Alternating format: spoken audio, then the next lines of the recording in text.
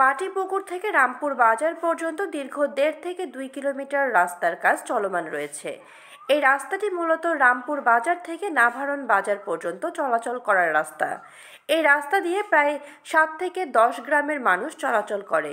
এর মধ্যে রাস্তায় এই অবস্থা। কন্ট্রাক্টরের কাছে জানতে চাইলে তিনি বলেন, রোলার থেকে মবিল পড়েছে, তাই এই অবস্থা।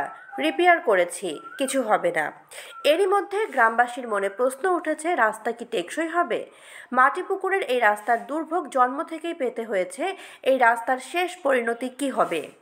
না কয়েকদিনের মধ্যেই আবার দুর্ভোগে থাকবে সাধারণ জনগণ। জানতে চাই মাটিপুকুরিয়া গ্রামবাসী।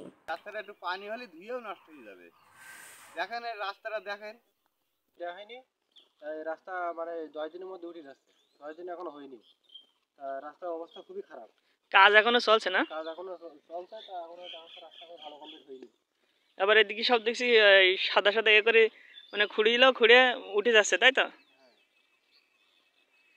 ঠিক আছে।